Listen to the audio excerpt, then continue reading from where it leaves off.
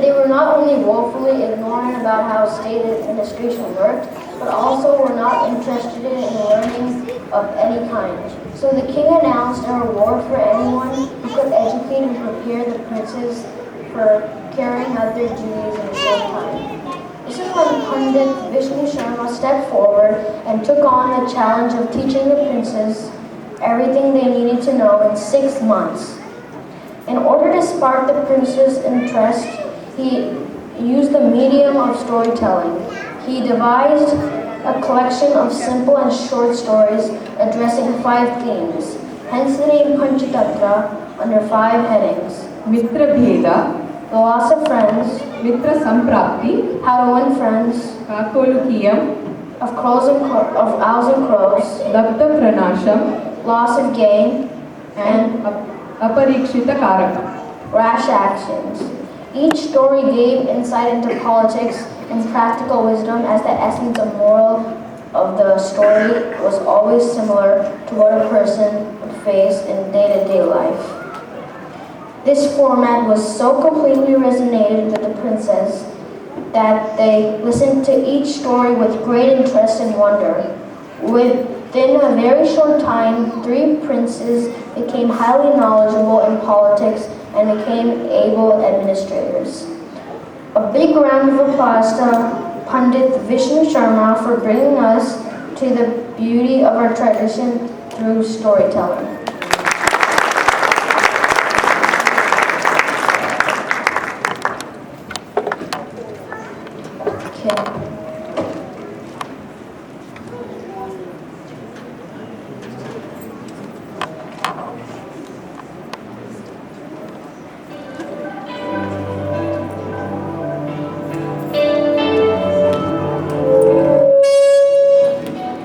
Deep in the jungle stands an old abandoned well.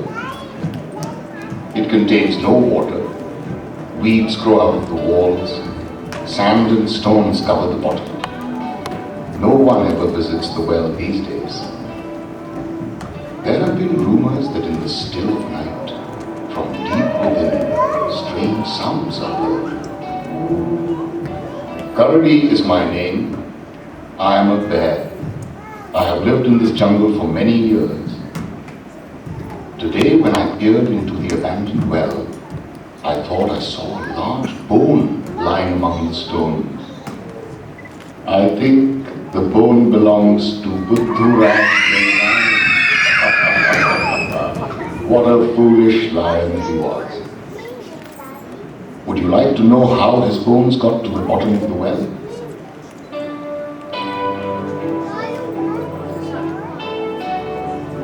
Many years ago, there lived in this jungle a lion called Buddhuraj. He was the king of the jungle.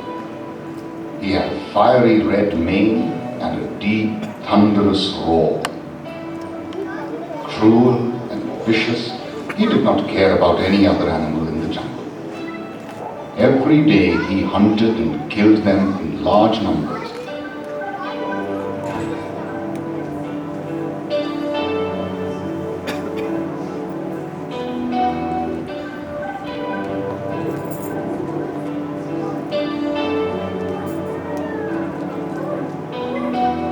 My aunt and my cousin were killed yesterday. Wept young Hari the hippo. Buddhuraj took my baby away. Wailed Ammini the elephant. Last week, Buddha ate my entire family. Sobbed little Salim the squirrel. I narrowly escaped his fang. Whispered frightened Devi the deer. I might not be so lucky the next time. This has got to stop. Roared Abu the ape. What can we do? Buddha is very powerful. None of us have the strength to fight him back. But if he continues to kill this way, there won't be any of us left. What can we do? The smaller animals whispered worriedly among themselves. I have a suggestion. Hooted Ausa, the wise old owl. All the animals turned toward the tree where Ausa was perched. Well, this is what I think. I think we should offer ourselves to Buddhuraj. Pandemonium Pandemonium prevailed. As if it is a battle between women. But if you wish, you have enjoyed life long enough. The animals were aghast at Ausa's idea. When the noise quietened, Ausa spoke again. Listen to what I have to say carefully and think before you answer. Buddhu is a crazy king. He kills without reason. Several of us have lost our families too. Do you want to see our children, our little babies taken away from us by that monster? Who will be left if Buddhu kills all our children? Isn't it our duty to protect them? Ausa flew down and sat on Hari the hippo's shoulders. So listen to what I have to say. Let us, in turn, send Buddhu Raj an animal every day for lunch. This way, he stays in his lair and eats only that one animal which has been sent to him. Hopefully, in a year or two, he will die. Or he will become so lazy and forget how to hunt that it will be easy for us to kill him. Well, what do you all say? The gathering of animals who had heard Ausa quietly this time thought about it. Finally, Abu the ape said, What Ausa says makes a lot of sense. This is the only way we can protect our young ones. This is the sacrifice we have to make. Let us go and present our idea to Buddhu Raj.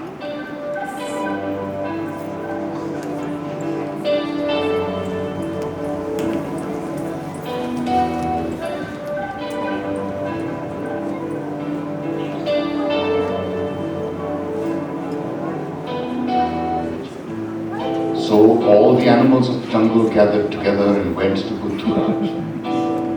There were apes and antelopes, buffaloes and bulls, hares and tortoises, hippos and hyenas, jackals and jaguars.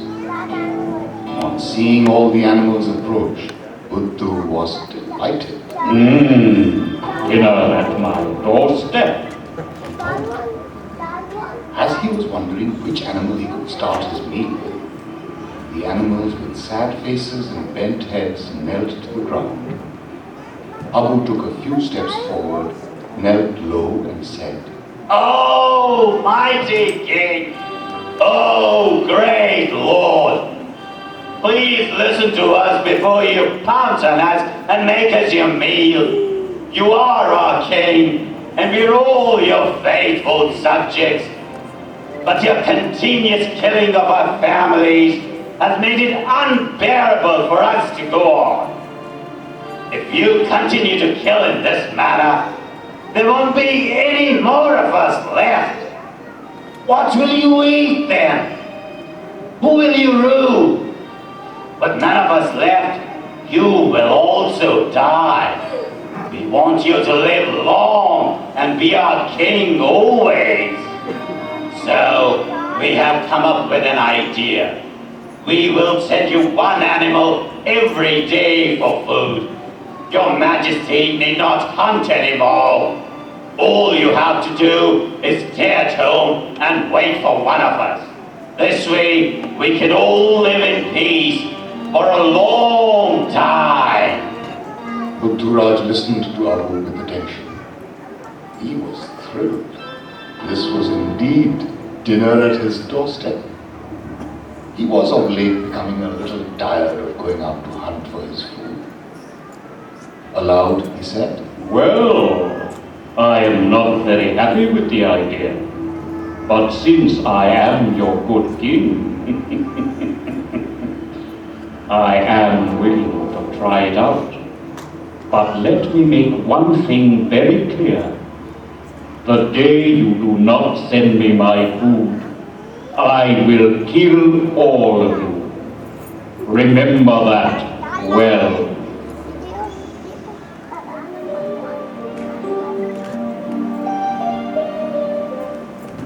and so it began. Every afternoon, an animal would be sent to Buddhu's lair to be eaten. Buddhu, happily lazing in his home, would feed himself on the animal and continue to laze. This went on for many days.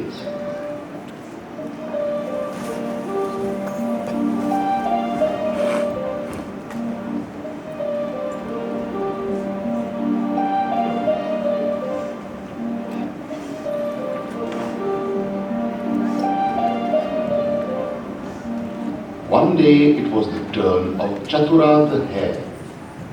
Chatura, although tiny, was a clever and crafty fellow.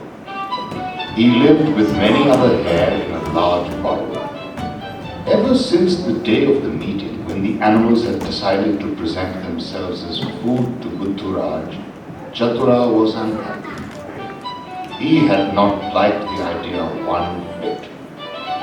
Since then, he had lost several of his friends to that greedy king. I don't care what the other animals say. Thought Chatura to himself. I am not going to be eaten by that stupid lion.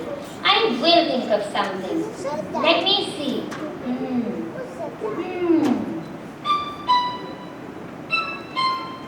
Deeply engrossed in his plan on how to outwit Buddhuraj, Chatura walked toward his lair. It was a long walk. It took him through the huge banyans that canopied the jungle, past my cave, around the river waters, past the beautiful rose apple tree, and towards a huge well. Wondering if he could get a spot of water to drink, Chatura peered from the top of the well. He could see his tiny reflection in the water, but the water was way below. No luck. He thought. But as he turned from the well to go toward Buddhu's lair, a smile suddenly lit his face. That's it! Yes, that's it! He yelled, hopping up and down excitedly. I hope my plan works. By the time Chatura reached Buddhu's lair, it was well past noon. As for Buddhuraj, he was in a murderous rage. His throat pinched with hunger. He was licking himself and muttering to himself, I shall kill them all. A fool I was that had trusted them. pacing up and down outside his lair. His eyes fell upon Chatura approaching.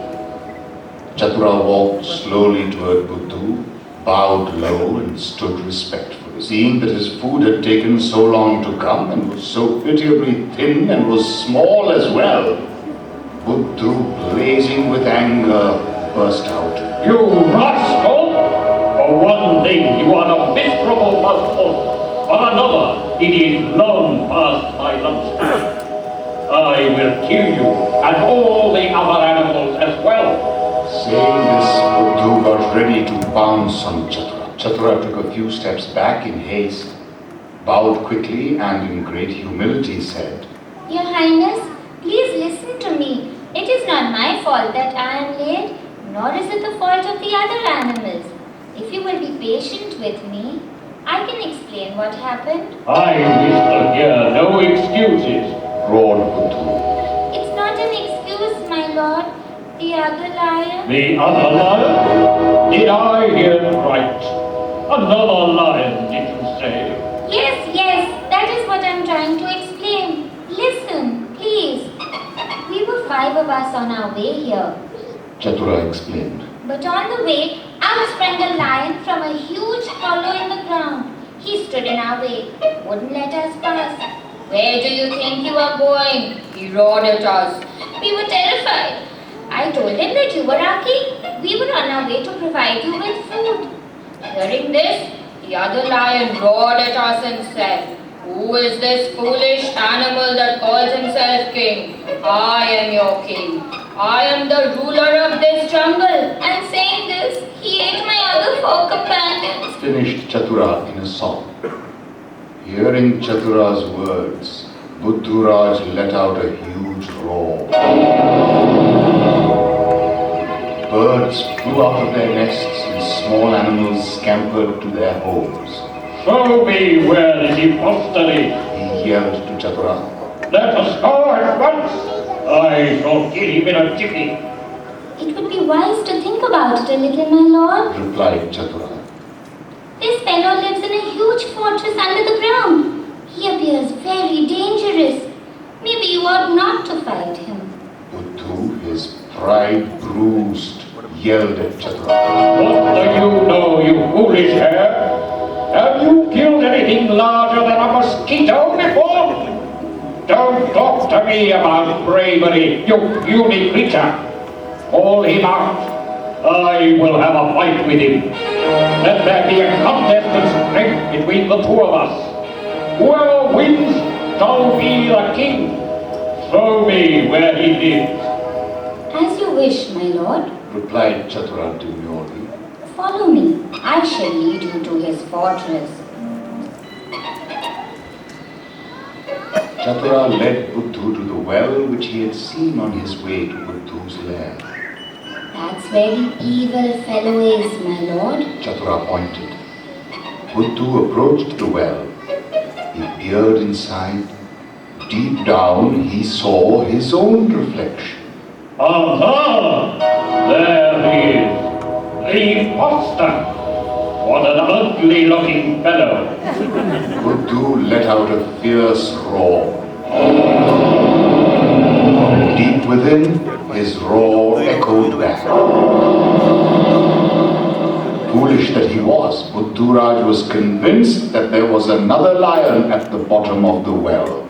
Come out, you coward! Buddhu yelled. Coward, coward, coward. The well echoed back. He dares call me a coward. I will show him. Thought Buddhu. With an intention to kill the other lion, Buddhu, with all his strength and fury, dived into the well. As he fell screaming to the bottom, a deathly scream echoed back. It was the most frightening sound that the jungle had ever heard. Buddhu crashed to the bottom of the well and died instantly. Chatura, waiting outside, ran to tell the other animals what had happened.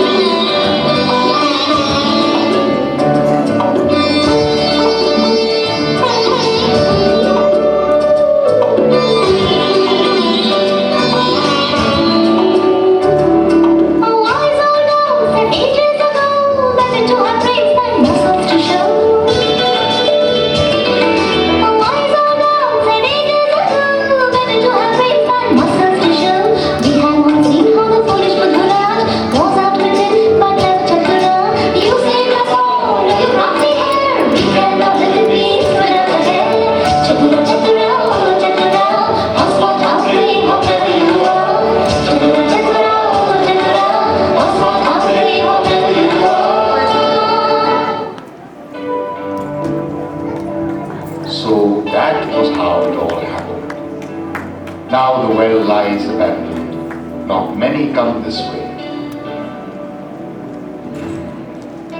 It's getting dark.